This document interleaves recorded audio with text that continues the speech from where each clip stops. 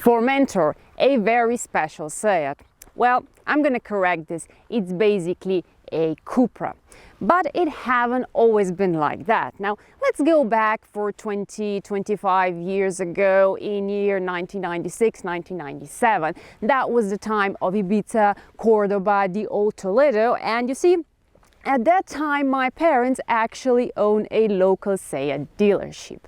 So, of course, I was helping them from time to time with selling these cars. And the funny thing was that at least a half of the clients didn't know that this is actually a Volkswagen. So I was always arguing them. So is it Volkswagen? Isn't Volkswagen? Is Ibiza actually Polo or not? And yeah, well, funny times to be exact. Well, since the times have changed, I decided not to go with this dealership because selling Seat, it's not really that easy. It's not like Volkswagen where you only need to know how to read and you can actually sell a car. Okay, now let's leave the past and we go back to this Formentor.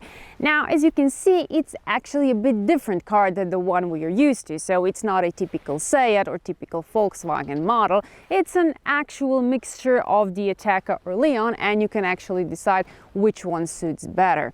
Now, on the front, you can actually, instead of Seat badge, find the Cupra badge. It's quite big and you will see it right away. Spoiler below is sportly shaped. Now the air inlets here has their function to cooling down the brakes, and the lights, where these are typically Seat designed as triangles, but if you take a closer look you will see a 3D shape.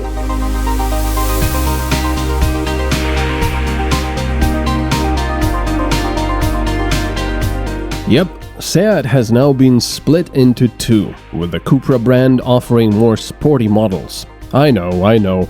Ironic considering this Formentor is a crossover.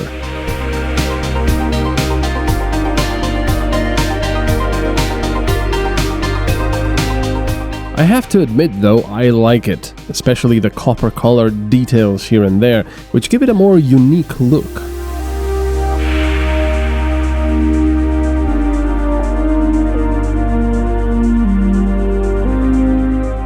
The front is more aggressive and contains enough LED tech to appear interesting in daytime when viewed from the outside, and gives you enough visibility at night from the inside.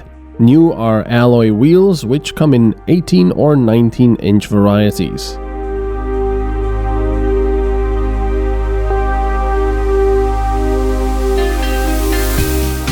With a long hood and a sloping rear, the profile of this car is pretty nice.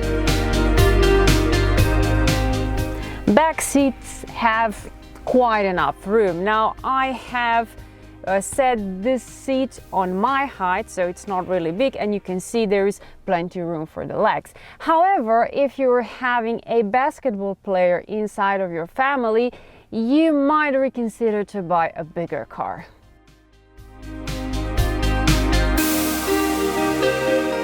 They offer black textiles or leather seats, as well as a dark blue leather variety.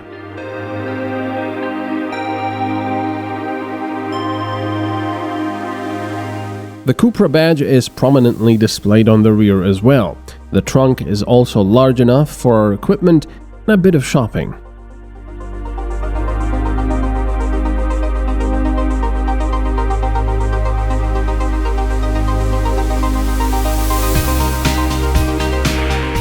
The interior has an Audi feel. The vents in the center are once again situated under the infotainment display, which, as we found out already, is not the most practical, as it'll often heat or cool your knees.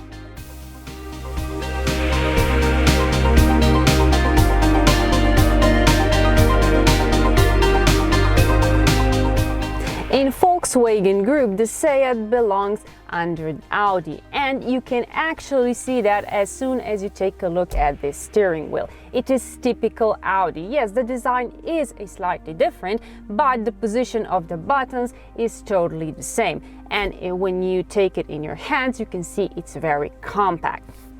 The infotainment system, well, I know I'm telling this always again and again, it doesn't have the buttons, and once, it's not practical, and number two, it's also not safe.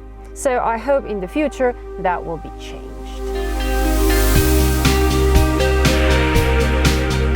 The digital instrument cluster is standard, which can display navigation and plenty of other data.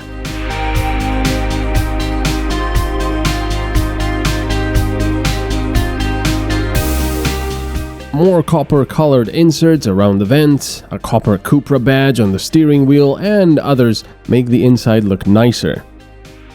Gone is the gear selector, replaced with a simple electronic switch, as in most modern Volkswagen models.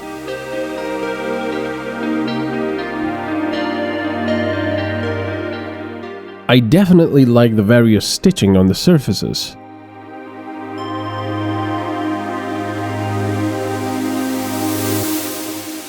The Formentor offers 3 engines and 4 options. The 1.5-liter engine with 110 kilowatts or 150 horses, a 1.4 hybrid with a total output of 182 kilowatts or 245 horsepower, and a 2-liter with a 228 kilowatts or 310 horses.